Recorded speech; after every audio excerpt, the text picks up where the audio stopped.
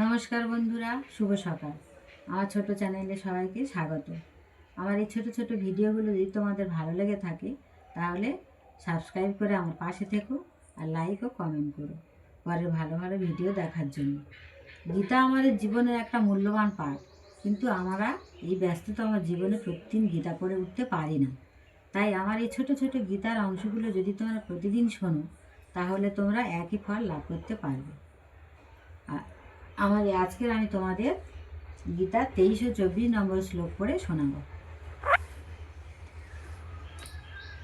যোৎ সমানান বেক্ষ হত হেয়ং য এতে হত্র সমাগতা ধার্তরাষ্ট্রস্য দুর্বুদ্ধে যুদ্ধে প্রিয় চিকিৎসব।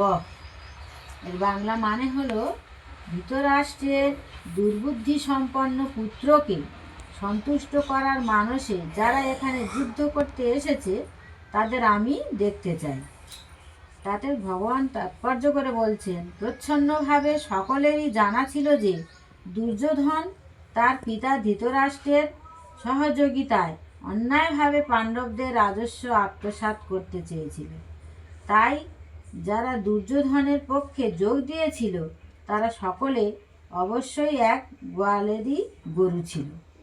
যুদ্ধের প্রারম্ভে অর্জুন দেখে নিতে চেয়েছিলেন তারা কারা ছিল, কিন্তু তাদের সঙ্গে শান্তি প্রতিষ্ঠা করার কোনো রকম উদ্দেশ্য অর্জুনের ছিল না। এটিও ঠিক যে অর্জুন যদিও তার সঙ্গে শ্রীকৃষ্ণের উপস্থিতির কারণে জয় সম্বন্ধে সুনিশ্চিত ছিলেন, তবু মোকাবিলা করার জন্য তিনি শত্রুপক্ষের শক্তি যাচাই করে নিতে চেয়েছিলেন। এবং মুক্ত ঋষিকেশ গুড়াকেশেন ভারত সেনয়োর রূভ ওর মধ্যে স্থাপয়িতা রথোত্তমম।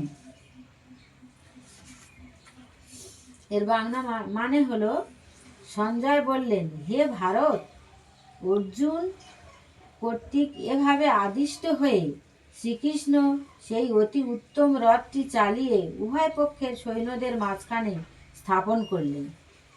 কারণ এর তাৎপর্য হলো, এই শ্লোকে অর্জুনকে গুড়াকেশ বলে অভিহিত করা হয়েছে। গুড়াকা অর্থে নিদ্রা, এবং যিনি নিদ্রা জয় করেছেন তাকে বলা হয় গুড়াকেশ। নিদ্রা অর্থে অজ্ঞানতাকেও বোঝায়।